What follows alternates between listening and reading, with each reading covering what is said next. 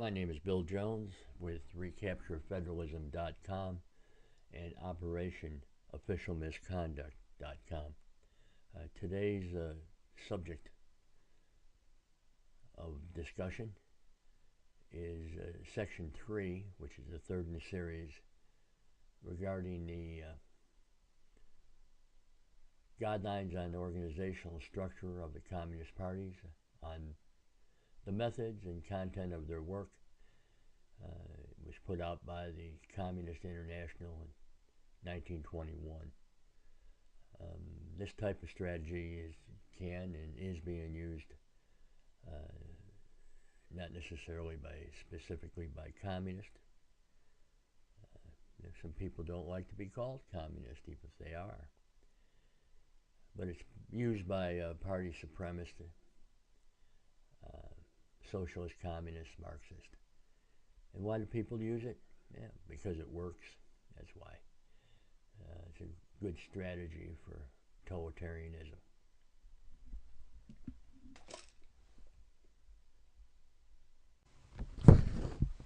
Section 3. On communist obligation to do work. Number 8.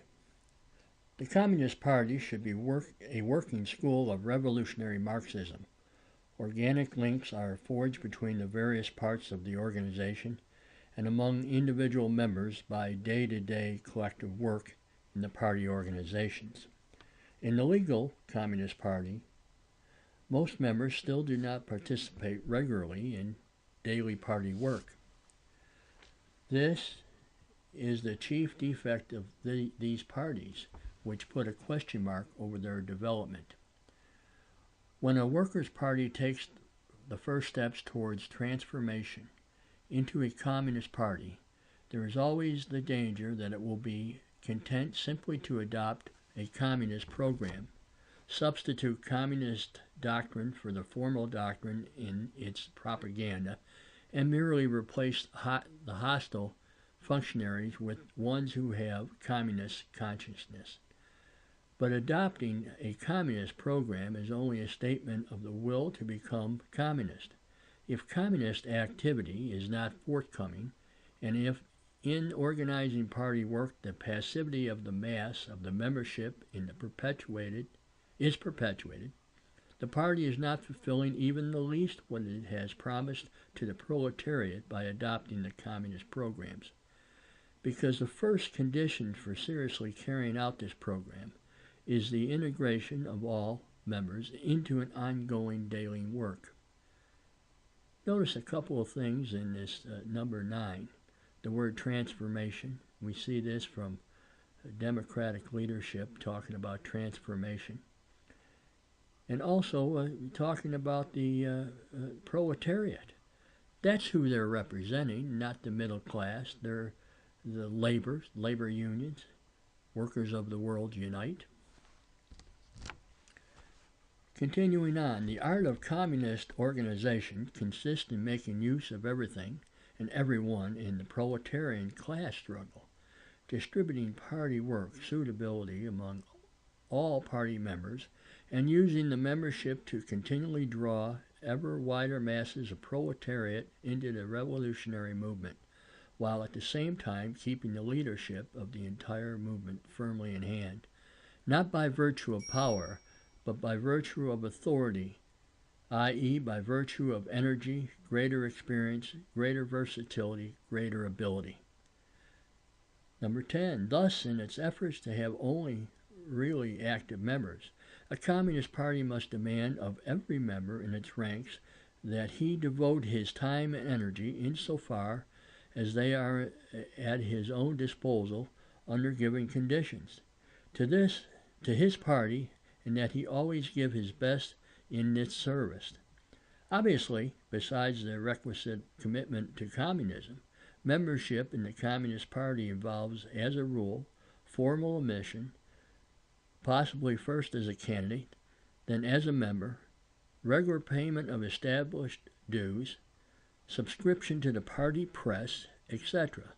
Most important, however, is the participation of every member in the daily party work. Oh, you see, this is where the difference comes in. The first commandment for those who believe in God has God first. God the Creator, which Mr. Obama never talks about, even though he claims to be a Christian. But here, what do we have? The subversion of the belief in God and replacing God with the party. The party is number one. And we continue on with number 11. In order to carry out daily party work, every party member should, as a rule, always be part of a smaller working group, a committee, a commission, a board, or a collegium, a fraction or cell. Only in this way can party work be properly allocated, directed, and carried out.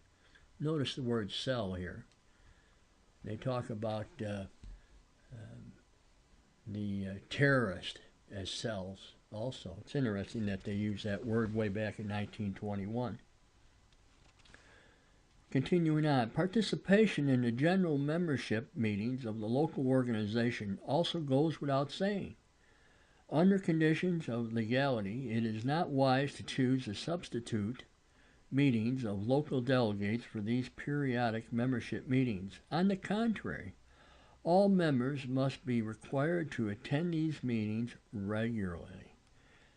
But that is by no means enough. Proper preparation of these meetings in itself presupposes work in smaller groups or work by designated comrades, just like preparations for effective interventions in general meetings of workers, demonstrations, and mass working class actions. The many and varied tasks involved such work can be carefully examined, intensively executed, only by smaller groups. Unless such constant, detailed work is performed by the entire membership, divided into numerous small working groups, even the most energetic participation in the class struggles of the proletariat will lead us only to impotent, futile attempts to influence these struggles and not to necessarily to the necessary concentration of all vital revolutionary forces of the proletariat in a communist party which is unified and capable of action. I must say this for the communists: they're well organized and they have a plan, even though it's a defective plan. Number 12, communist nuclei are to be formed for day-to-day work in different areas of party activity, for door-to-door agitation, for party studies, for press work, for literature distribution, for intelligence gathering communications. Isn't that interesting? Remember, this is 1921, and if it was written for today and how it is used today by the Marxists, they use more modern technology, social networking, things of that sort. You notice the intelligence gathering. Who's doing the intelligence gathering at the NSA, and who's that for? Is that for the Democrat Party and the Republican Party? The supremacists in those parties? And we continue on. Communist cells are nuclei for daily communist work in plants and workshops, in trade unions, in workers' cooperatives, in military units, etc., wherever there are at least a few members of candidate members of the Communist Party. If there are several party members in the same plant or trade union, etc., then the cell is expanded into a faction whose work is directed by the nucleus. Should it first be necessary to form a broader, general oppositional faction or participate in a pre-existing one, the communists must seek to gain the leadership of it by means of their own separate cell. Notice this here talking about the military. If the military, they're supposed to be separate from politics in the United States. And as we're seeing now, the party and politics is getting involved in the military. And what they are doing, there's laws against that. The posse comitatus laws, you're not supposed to do that.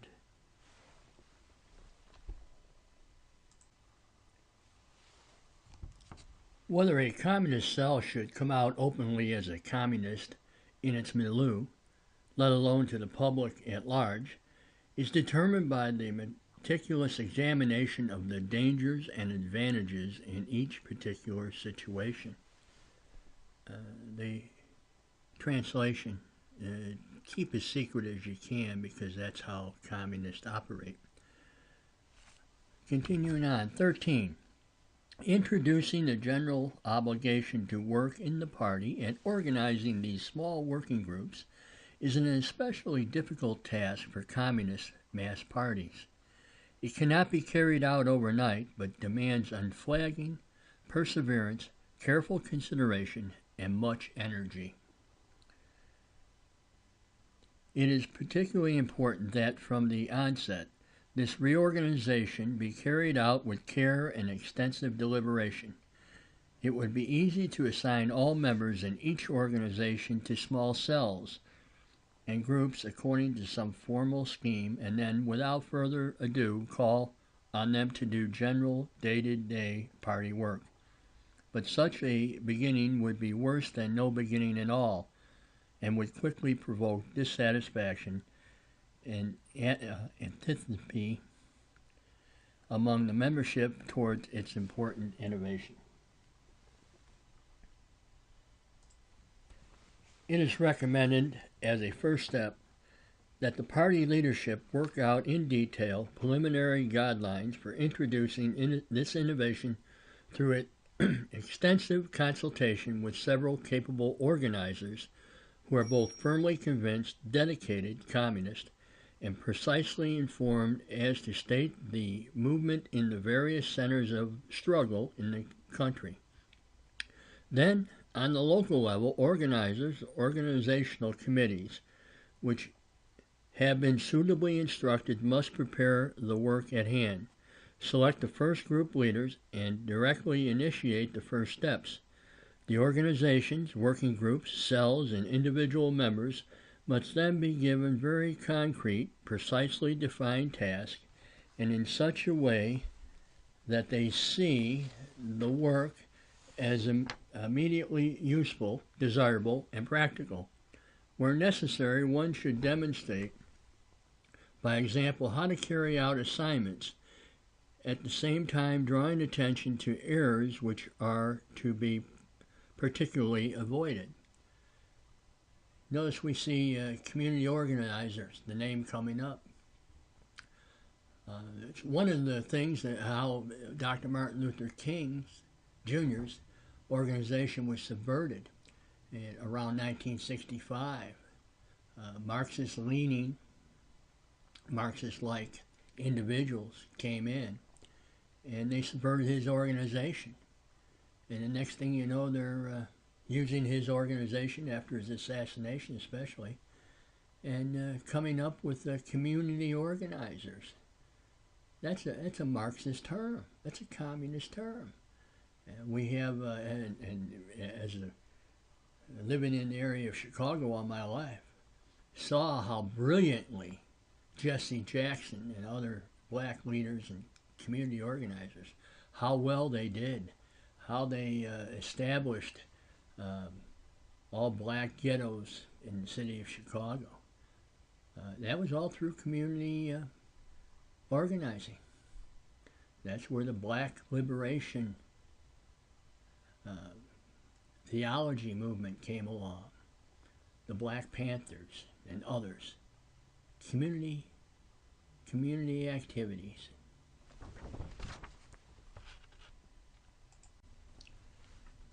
Continuing on, number 14. This reorganization must be carried out practically one step at a time. Accordingly, at the onset, there should not be too many new cells or working groups formed in the local organizations. It must first be established in practice that cells formed in important individual plants and trade unions have begun to function properly, and that in other main areas of party work, the crucial working groups have been formed and have consolidated themselves to some extent, e.g., in the areas of intelligence gathering, communications, door-to-door agitation, the women's movement, literature distribution, press work, in the unemployment movement, etc. The old framework of the organization cannot be blindly smashed before the new organizational apparatus is functioning to some extent. A little side note here. But you notice out the first sentence, one step at a time, it said that there's a saying in communism. Yard by yard, it's hard. Inch by inch is a cinch. And that's where this comes from. You'll notice farther on we're talking about intelligence gathering again. And working groups. At individual plants and trade unions, in the community again, community organizing. And then we continue on. Nevertheless, this fundamental task of communist organizational work must be carried out everywhere with the greatest energy. This places great demands not only on legal party, but on every illegal one, until a widespread network of communist cells, fractions, and working groups is functioning at all focal points of the proletariat class struggle, until every member of a strong, purposeful party is participating in daily revolutionary work, and this participation has become second nature. The party must not rest in its efforts to carry out this task. 15. This fundamental organizational task obligates the leading party bodies to exercise continual, tireless, and direct leadership of and systematic influence on the party's work. This demands the most varied efforts from those comrades who are part of the leadership of the party organization. The leaders of the communist work must not only see to it that the comrades in fact have party work to do, they must assist the comrades directing the work systematically and expertly with precise information as to the particular conditions they are working in.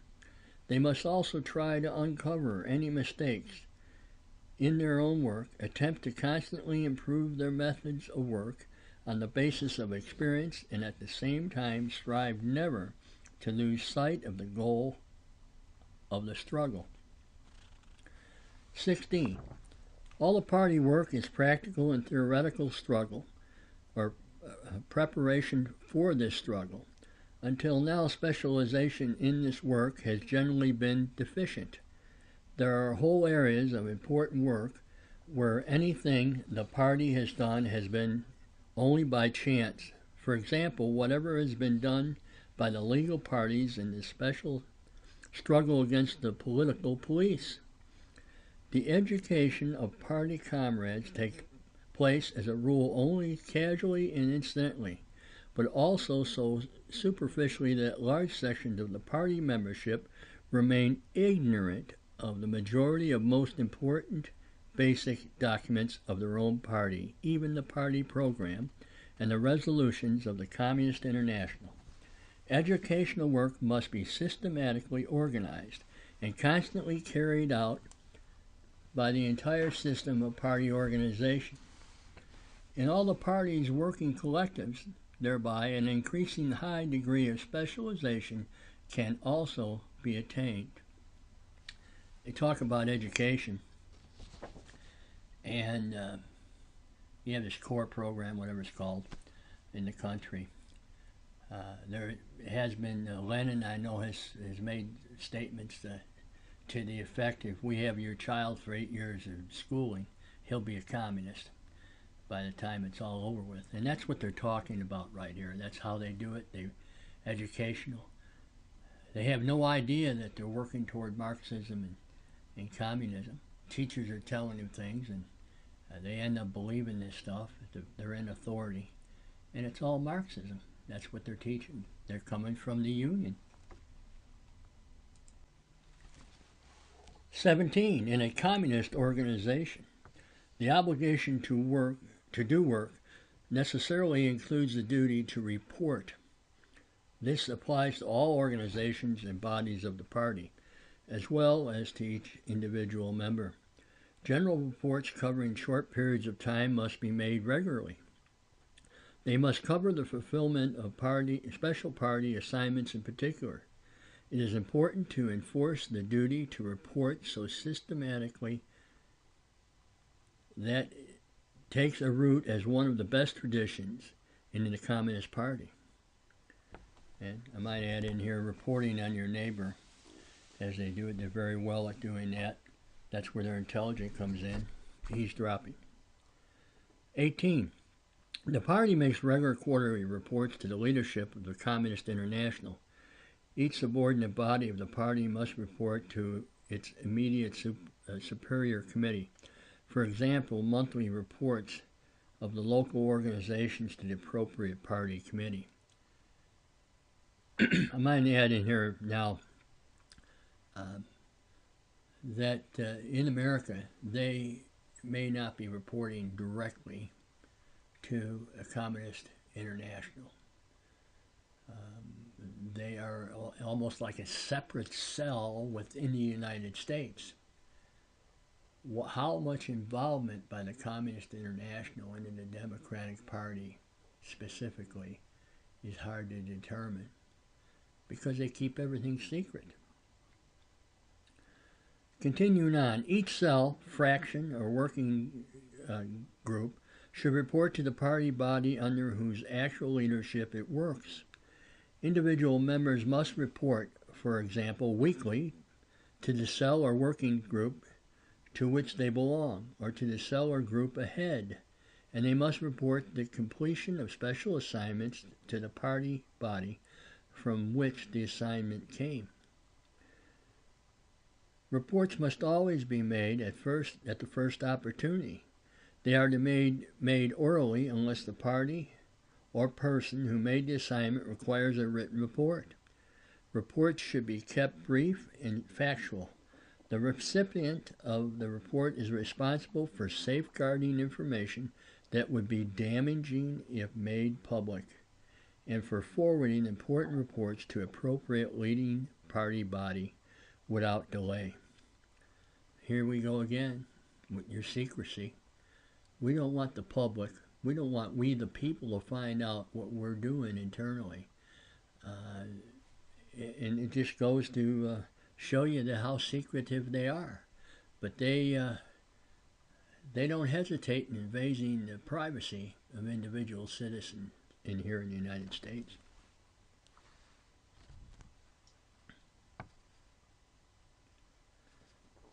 All these party reports should obviously not be limited simply to what the reporter himself did. They must also include information on those objective conditions observed during the work and which have a bearing on our struggle.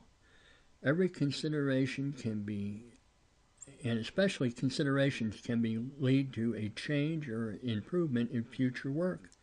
Suggestions for the improvements found necessary in the course of work must also be raised in the report.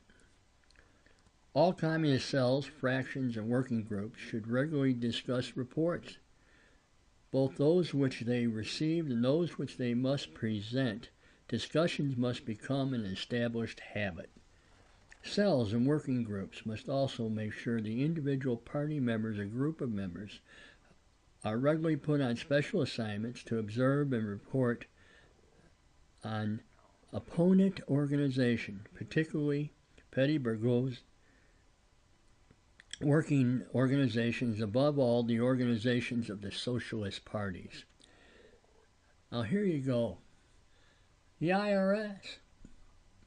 The IRS. Look at the interference they did to opponents. And it's not just the Tea Party. everybody's their opponent. As they say here, they got to keep everything secret from the public, we the people. Everybody is their opponent, other than party members and those who they can bribe through giving free phones.